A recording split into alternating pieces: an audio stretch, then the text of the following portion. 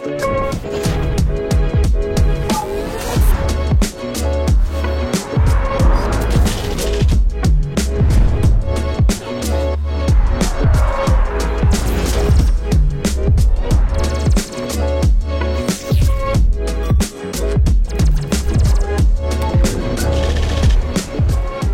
and welcome to Banking Transformed. I'm your host, Jim Marous, founder and CEO of the Digital Banking Report and co-publisher of the Financial Brand. In 2009, Shamir Karkal and several colleagues created the first digital-only bank of its kind in the U.S. Struggling to describe the benefits of a bank without branches, getting funding was a difficult process. As it turned out, Simple not only grew, but was one of the first neobanks to be acquired by a legacy financial institution, that being BBVA of the United States. When Shamir tried to generate interest for his new financial startup, Scylla, he generated $5 million in funding in only a few months in a marketplace that readily embraces fintech startups today. We are joined by Shamir Karkal today, the founder and CEO of Scylla, who discusses how innovation in banking industry has changed since the early days of Simple and what the prospects are for innovation and the digital banking transformation process in the future. Welcome to the show, Shamir. Good to see you again. Same here, Jim, and thank you so much for having me. I feel like we've known each other for probably more than a decade now. And it's always good to catch up with old friends and talk about how much the industry has grown and evolved. But fintech is definitely having a moment right now. You know, it really is. And, it had been a long time since we saw each other. I think it was either at Money 2020 in New York, or it might have been an EFMA event in Barcelona, where you showed me the town and showed me the architecture and let me experience the food. And certainly a ton has happened since we spent time together. In fact, you sold Simple to BBVA in, I think, 2004, joined BBVA as the head of open APIs in 2016, and then left BBVA to start your fintech firm, Scylla. So what has that journey been like over the past decade, and how has it felt to see many of the neobanks actually following the footsteps that Simple put in place to serve communities more open to digital banking? It's been an interesting journey, right? So I was always the guy at Simple who was responsible for the banking part of the relationship or the business, really, which meant that I handled all our bank and processor relationships. I designed most of kind of like the back end architecture, even coded a little bit of it actually, and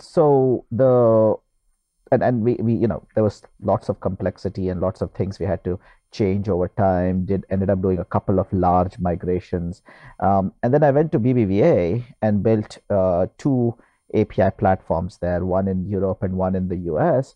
And now I'm, Scylla is an API platform as well at the core of it, right? And so I feel like in some ways I've been doing the same thing for the last 12 years, but each time it's a different business and a business model around a lot of the same underlying processes. The part of the problem is that at the core of it, US banking and financial services hasn't really changed that much. And when you talk about it, so much happening in the fintech space. I don't even know how many fintech and crypto startups that are out there. There's at least, tens of thousands, right? But you look at it all and you're like, the global financial services industry is a 17 trillion annual revenue industry. So the largest industries out there, right? Like the global GDP is not made up of advertising. Advertising is like it's like it's like the froth on top of everything, right? GDP is made up of manufacturing and transportation and financial services, agriculture. That's what the real economy is all about. And the internet has only really started to transform that real economy in like the last 10 years. And especially when you look at financial services, everybody from PayPal to Scylla combined is not even 1% of market share, right?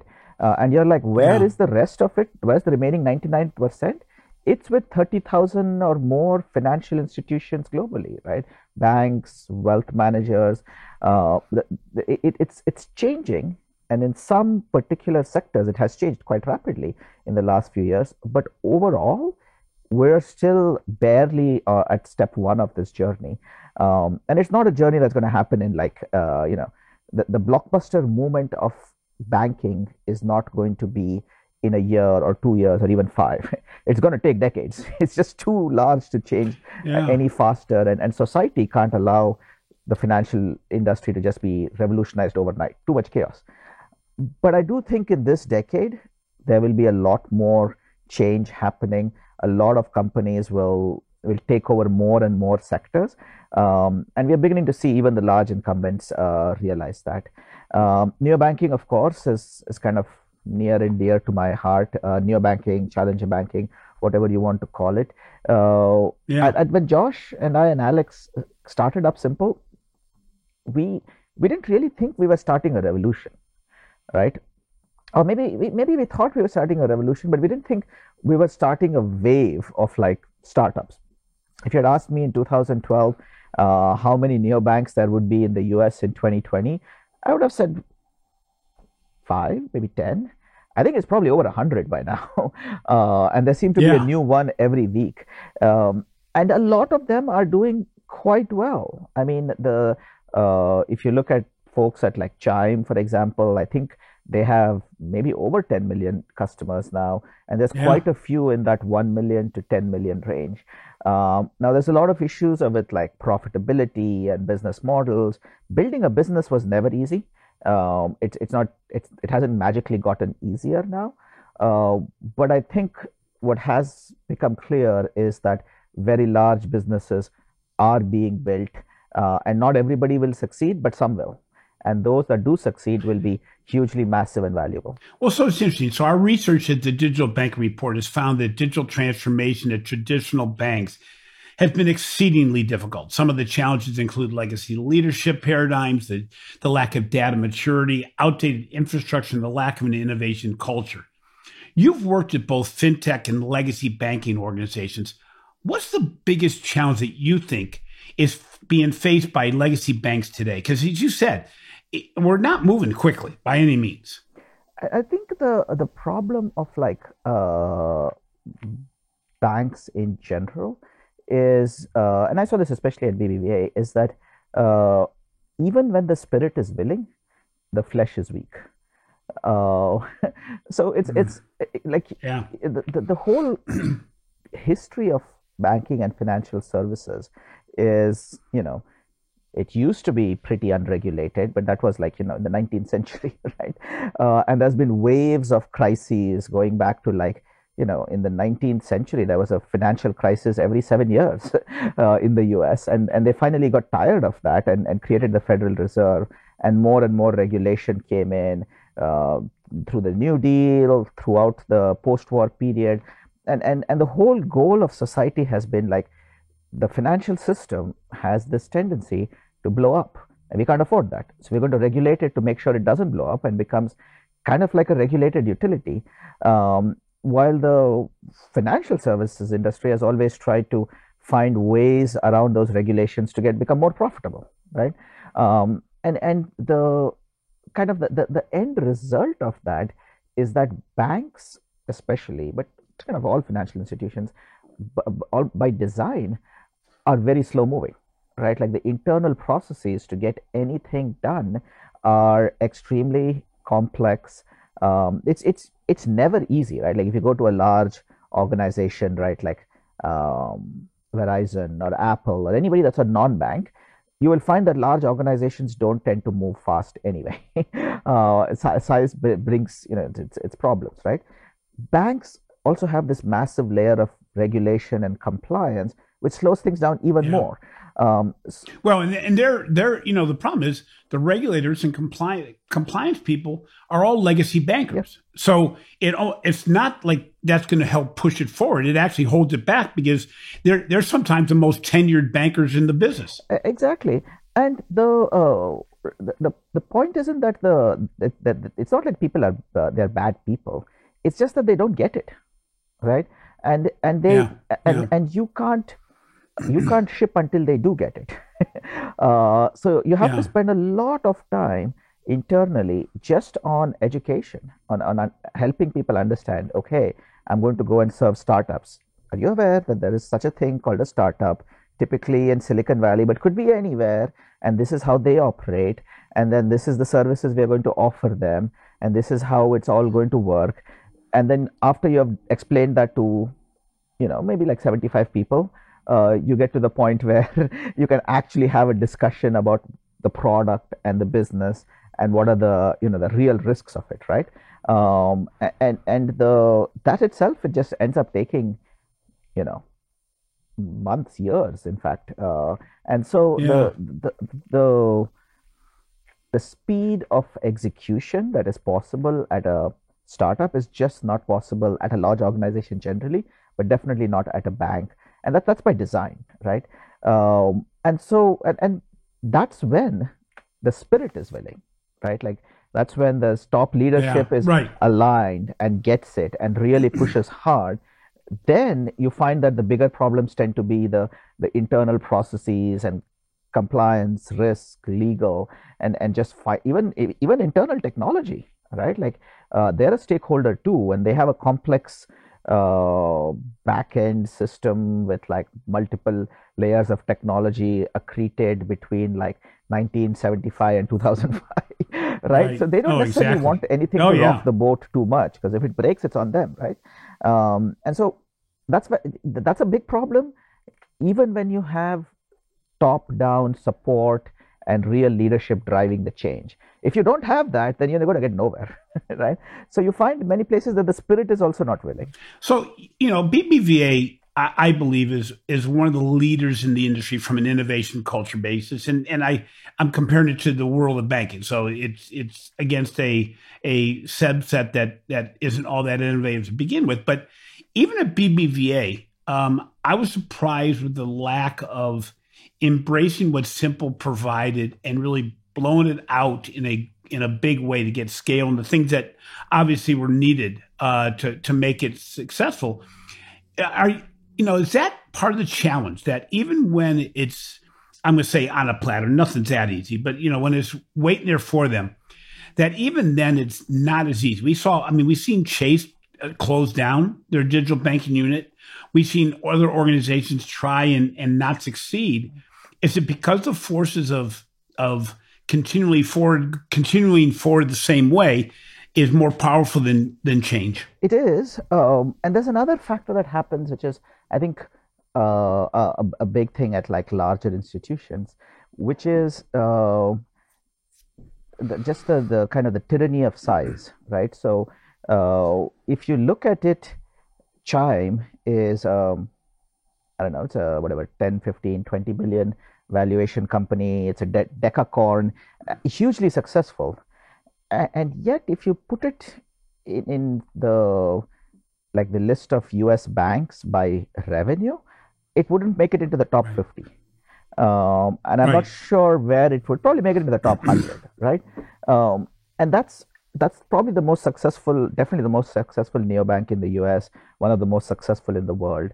And so you're like, most of the actual numbers for these companies don't move the needle for a large organization, Yeah. right? And so Yeah. you get to this point where you're like, hey, doing anything takes years, because you can't, this is financial services. You can sometimes bend the rules, but you can't break them. So you can only move at a certain speed, and the large institutions and the large banks have real problems. So you can't do things very fast, which then also means that impacts your growth rate.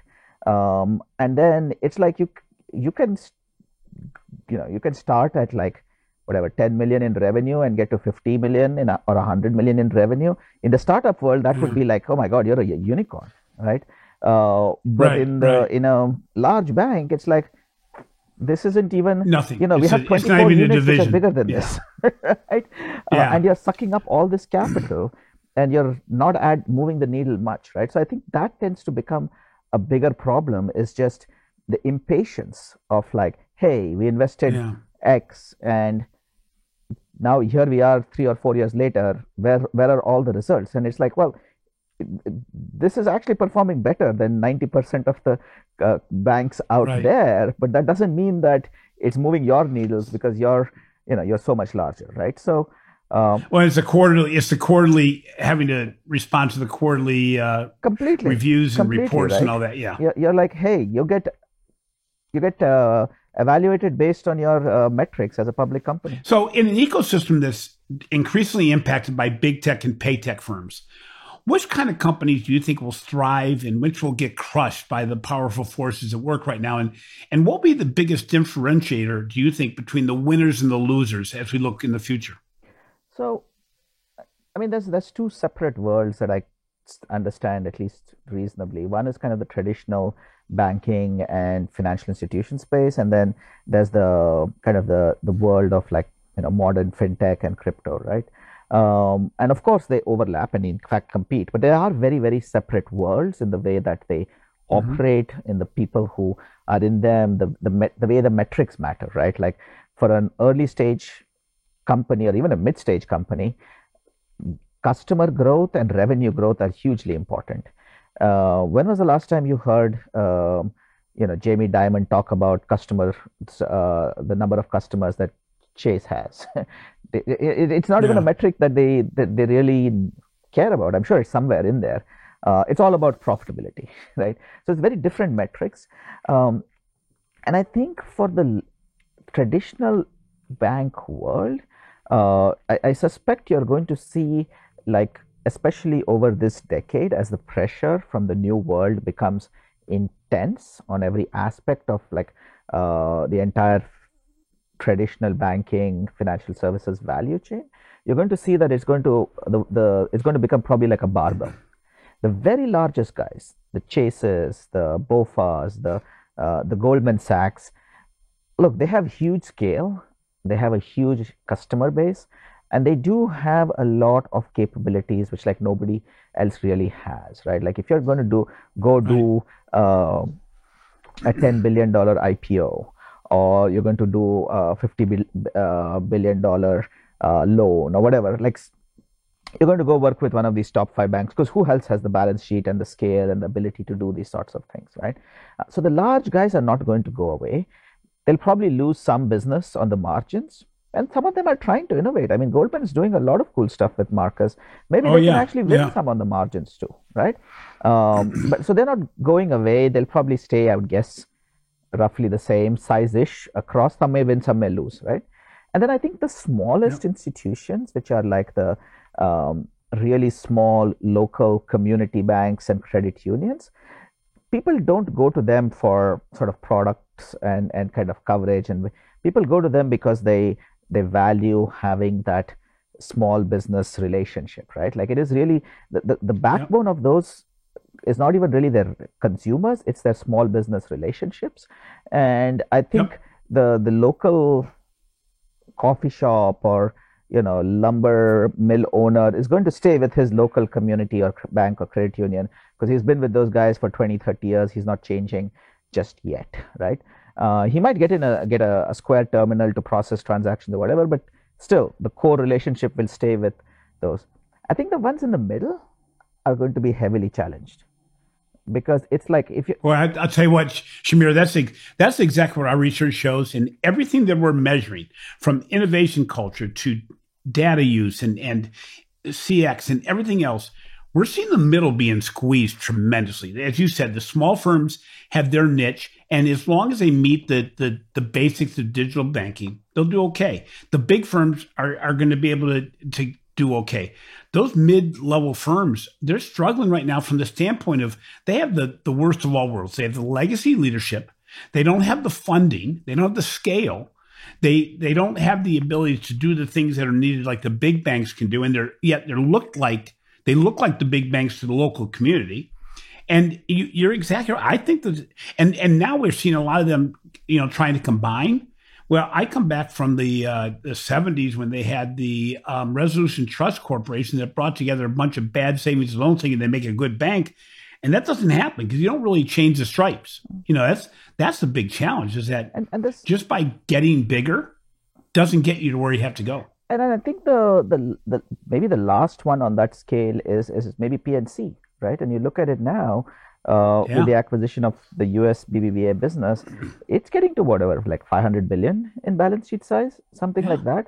And I'm like, the next one after that is probably Capital One.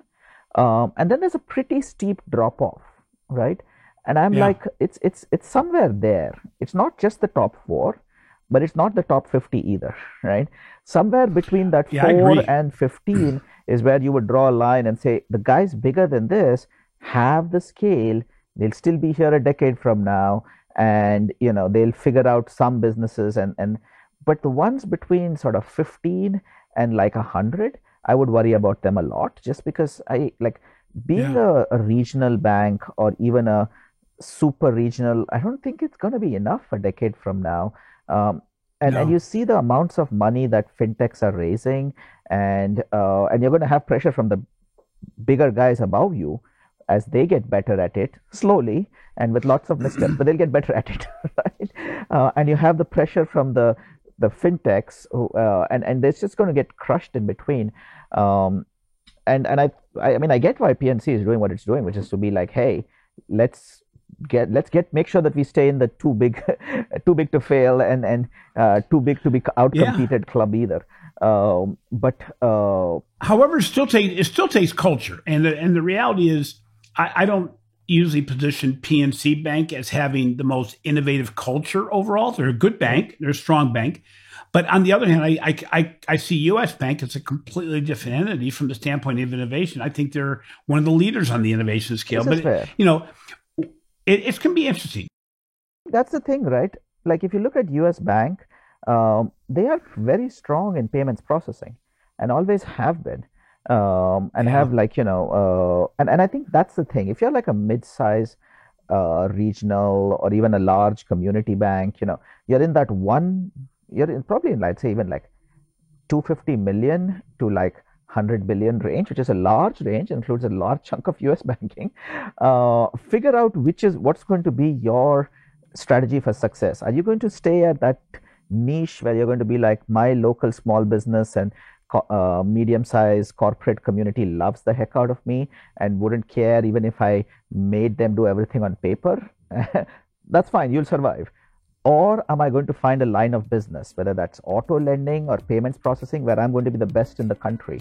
Or am I going to get so big that I can go out and compete with Chase? If you're not doing one of those things, I just don't think business as usual will work anymore. yeah, I agree. So let's take a short break here and recognize the sponsor of this podcast.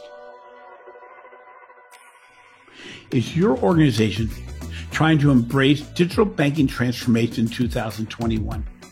Are you trying to elevate the customer experience? Figure out what technology you want to implement to improve the customer journey.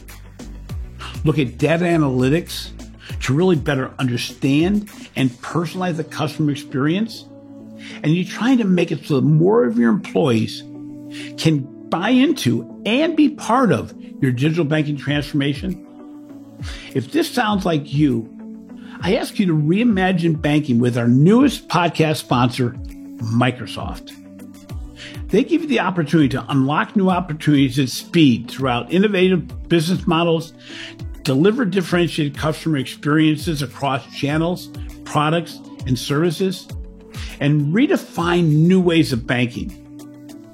Microsoft and its partner ecosystem help banks to achieve differentiation through sustainable growth, streamlining core systems, reducing cost and risk, and delighting customers and employees. If you're in the midst of a journey, trying to figure out what to do next, maybe trying to find out what other organizations are doing to lift up their experience level, I really encourage you to look at Microsoft. For more information, visit Microsoft.com/financial services.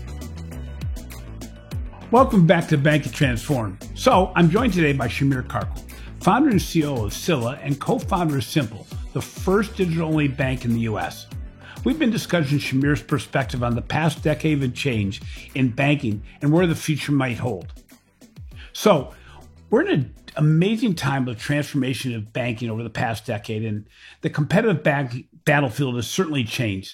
So, Shmir, since the pandemic, has the awareness of what is possible in the digital world from firms like Instacart, Zoom, Netflix, and Amazon increased the table stakes for what consumers expect from financial institutions? I think so. I think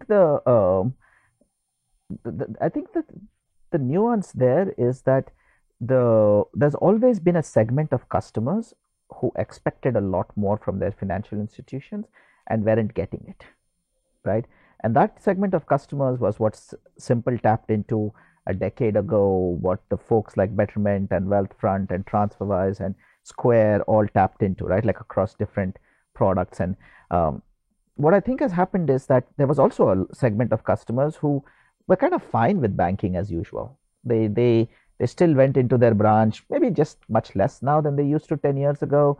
They used their bank's crappy mobile app and it kind of worked. It kind of didn't. They made it work.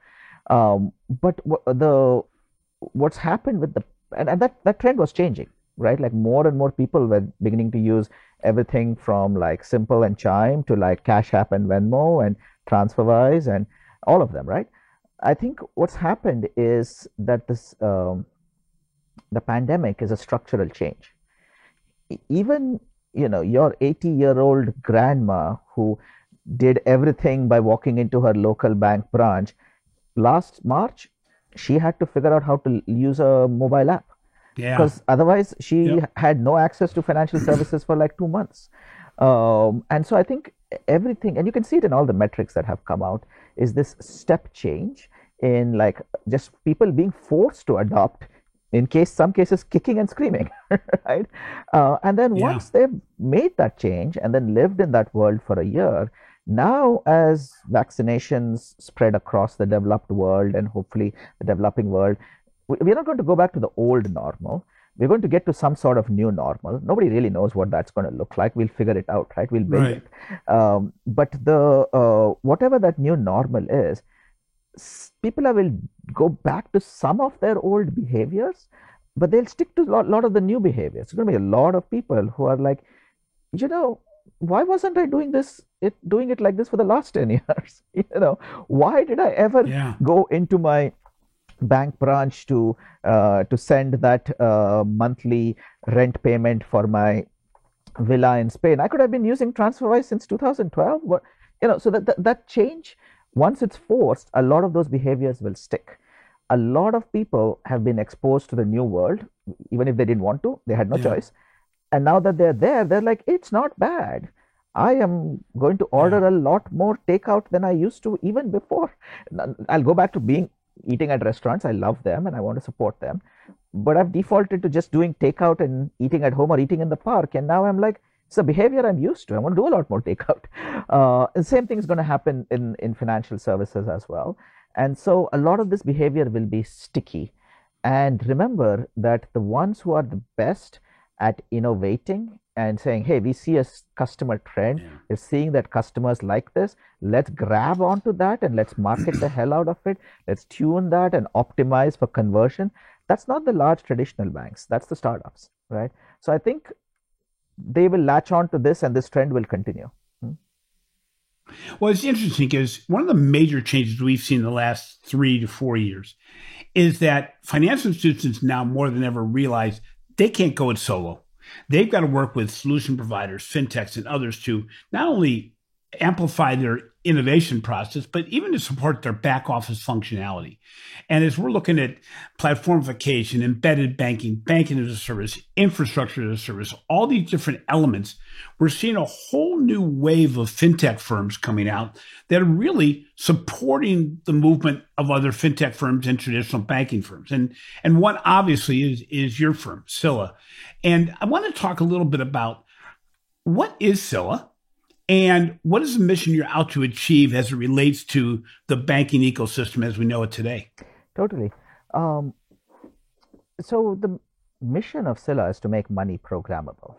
And I'm going to unpack that a little bit through kind of my own personal journey here, right? So I used to be a McKinsey consultant working with large financial institutions and processors. That's when, Josh sent me an email 12 years ago saying, let's start a retail bank. and that's where Simple came from, right? And I Yep. used to think that what you really had to do was just get a license and from the Fed and get a few servers, buy a core from Fiserv or FIS. Bob's your uncle, you got a bank. How hard can that be, right? What I realized is that's a viable way to start a bank. That's how most community banks got started, and when there used to be a lot of new de novo banking. That isn't a viable way of doing things for a modern tech startup, right? The technology piece of that, Fiserv and FIS and Jack Henry and kind of the whole traditional banking service providers were cutting edge technology around 1980. Come 2010, they were like 2 decades behind the times. And so, if you want to provide a modern interface to your customers, if you want them to be like, hey, I look at Facebook and Apple and Twitter and Simple, then yeah, that you need to have that sort of an experience. You need to build that sort of an app. You can't build that on top of like Fiserv or FIS or Jack Henry, right?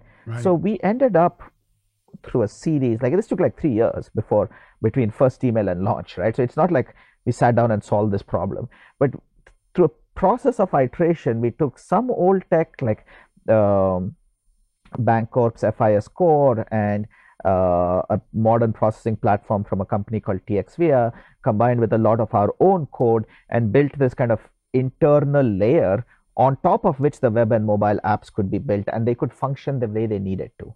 And it allowed us to build really cool features. Like we were the first, I think, anywhere in the world to give a customer the ability to tap a button on their mobile app and turn off their debit card and say, my debit card Right. doesn't work anymore. And this really was just like an idea that Josh used to take phone calls from customers. He actually used to go and do customer service, even when we had, like a 50% customer service team. And he would do it on Saturday mornings because when else did he have time? And there'd always be Right. somebody who would dial in and say, hey, I woke up today morning, couldn't find my card, and there's like, what are you going to do? Block it, issue a new one, and then the customer would call back like 3 or 4 hours later and be like, I found it, my friend had it, or I left it at the bar last night. And we were like, well, we can't do anything now, right? Like that card is permanently dead. You're going to just have to wait a week till you see a new one, right? And we were like, we can solve this entire problem by just letting customers, you don't know where your card is, turn it off, go look for it, don't find it, call us, you found it, turn it back on, right? And it was really just Right. that little idea that then now it's become a very cool feature, right? But that was enabled by the fact that we built a lot of our own tech on the back end. And it wasn't easy. It took a huge amount of time and energy. And we always used to joke that like Simple was like an iceberg. What customers saw was like the 10%. The underneath it was like the Right. 90%. Then Exactly. when I went to BBVA, the idea that really excited me was the opportunity to build a platform, to take that 90% and just build it once and offer it to everybody in the industry. Because if you go talk to anybody, right, like whether it's Simple, Chime, Betterment, Wealthfront, all of the early wave of fintech startups, they all ended up building their own tech. And it was like, why? Why does everybody have to solve these same sets of problems? We can just solve them once.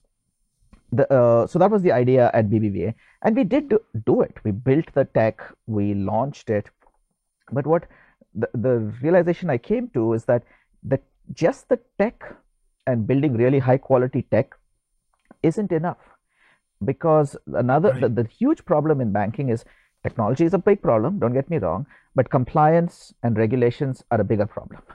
uh, Well, and so is leadership. Because you can build the best tech, but if you don't have the right innovation spirit, if you don't have the right culture, if you don't have the right vision for what the future can be, it just becomes new it tech. does. And what customers care about is how quickly can I get my app built and launched and live?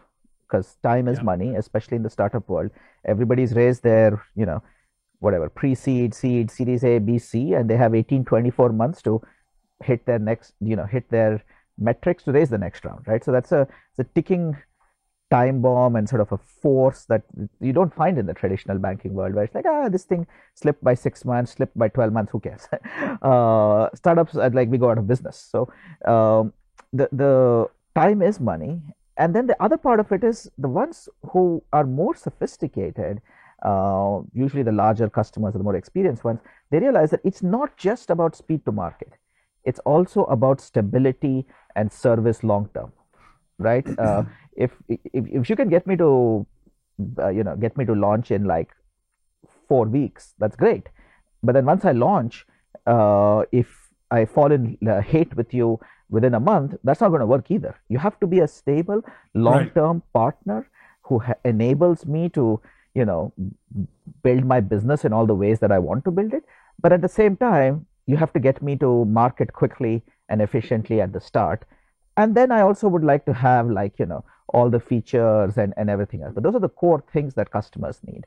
And we could never really deliver on that at BBVA because the internal bank processes just never moved that fast. They were designed for, a product cycle of like 2 to 3 years, not 2 to 3 weeks.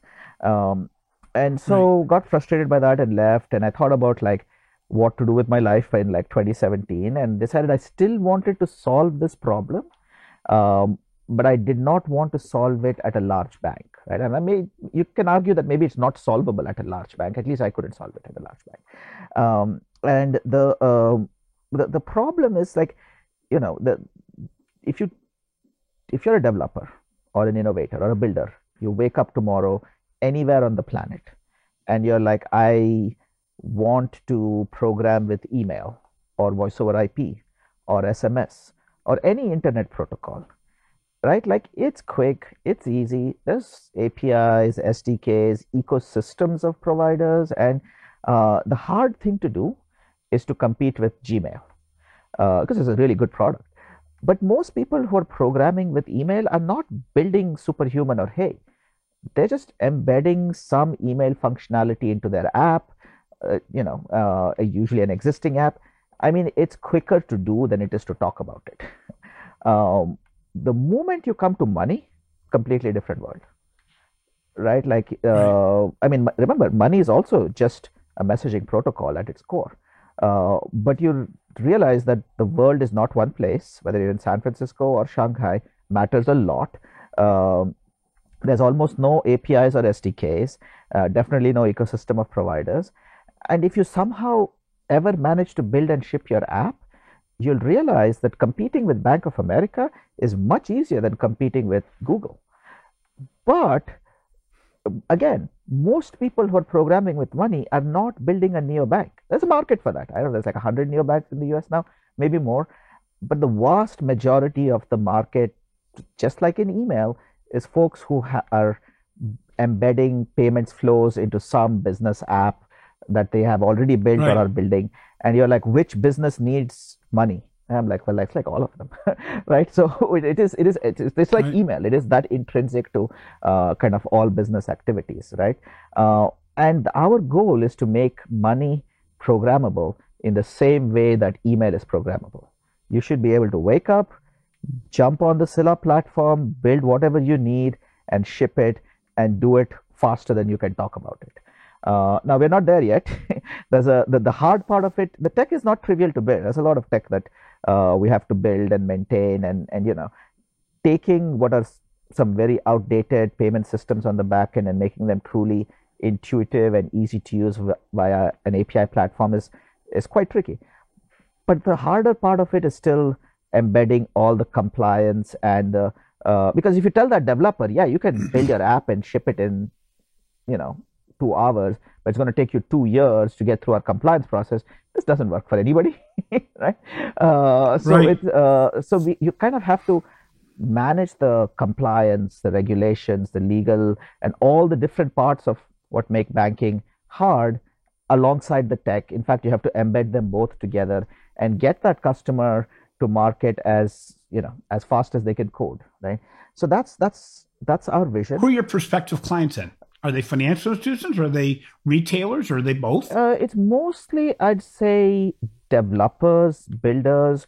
A large chunk of them are they look like fintech startups. uh, and they're, many of them are early stage, but it gets it's truly a broad and diverse set, right? Like we have one company that's a public company, and they're in the real estate space. They're seeing a lot of disruption in their business from the pandemic. I mean, who the heck isn't, right?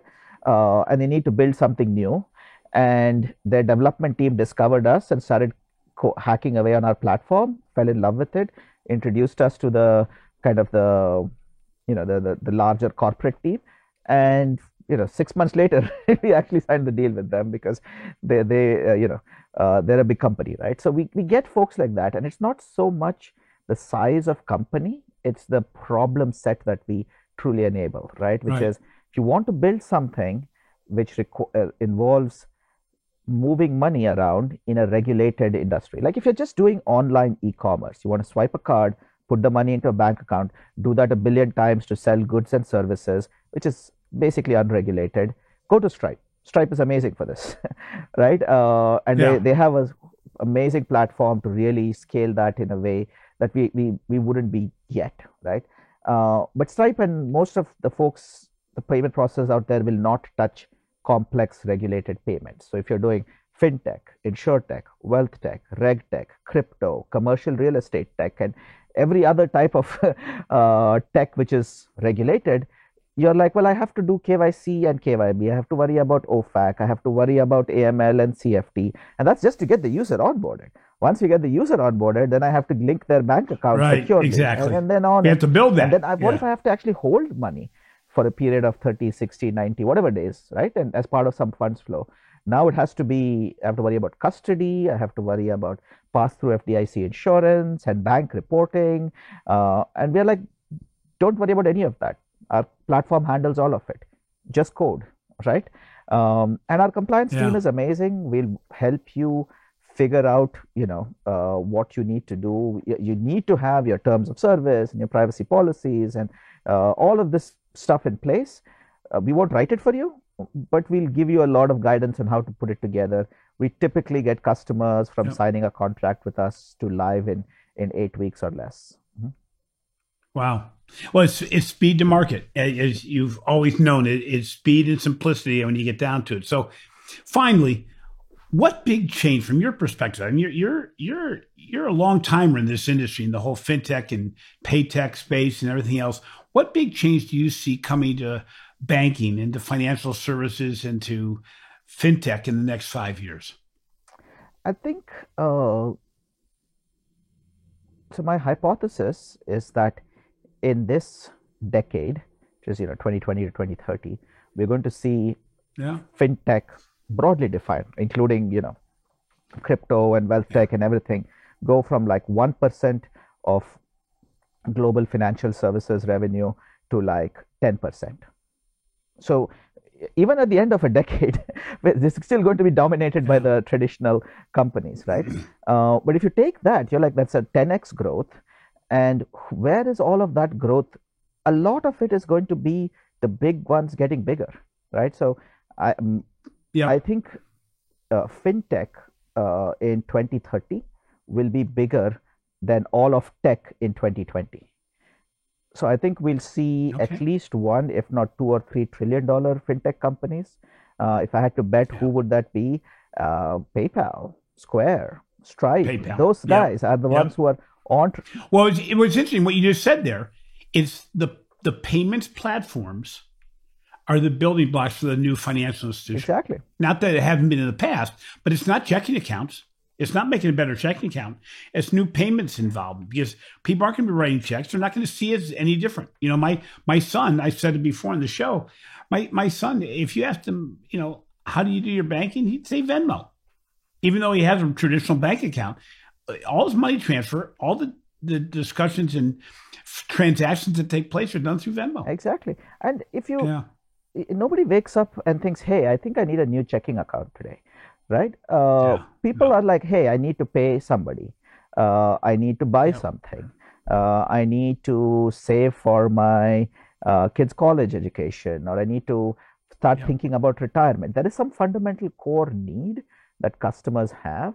And the ones who are good at understanding customers' needs and building experiences which solve those needs are the fintechs. Yeah. Banks are still in the mentality of, okay, I need to sell somebody a checking account or a 529 plan or a 401k or whatever, right?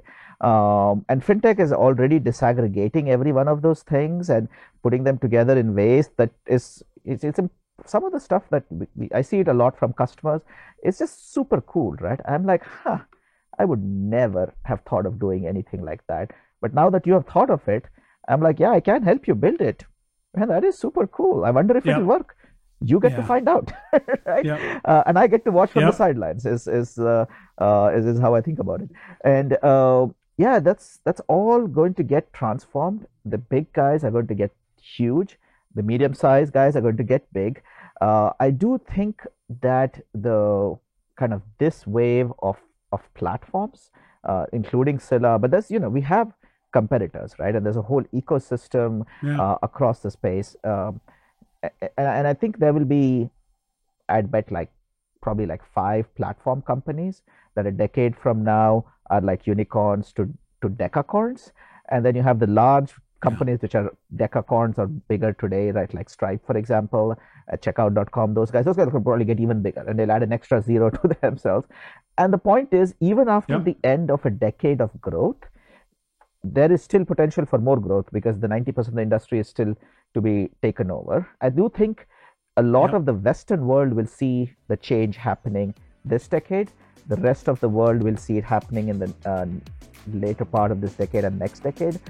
But that could change. If you look at places like India, India has some of the most vibrant fintech ecosystem. And so if countries in Africa and Latin America and Asia sort of follow India's lead, you could see the whole developing world leapfrog the developed. And exactly how it's going to play out, I don't know. But this is my bet. Well, Shamir, it's always good to talk to you. You always teach me a lot, and we've had some great conversations. Looking forward to traveling again and either getting on your side of the country or you coming over on my side, or we'll meet midway or in a country all different. So thank you very much for being on the show. Thank you very much for having me, Jim. A pleasure as always. What a great discussion with an old friend of mine, Shamir Karkal, who's starting a new endeavor. I met him during the early days of Simple, him and Josh Reich. And, it's interesting because he's on the cutting edge of what's happening in the marketplace. We talked to a lot of people that are ingrained in the business and have been here for a long time. But Shamir is a restless soul. He continues to innovate new things. And it's good to watch somebody like that in the industry to see, what is the next phase of financial services. Thanks for listening to Banking Transformed, the top 5 banking podcast. If you enjoyed today's interview, please be sure to follow the show on your favorite podcast app and take a few minutes to provide a review of our show. Also, be sure to catch my recent articles in the Financial Brand and check out the amazing research we are doing for the Digital Banking Report. This has been a production of Evergreen Podcast. A special thank you to our producer, Leah Longbreak, audio engineer, Sean Roll Hoffman, and video producer, Will Pritz. I'm your host, Jim Marous. Until next time, embrace change, take risks, and disrupt yourself.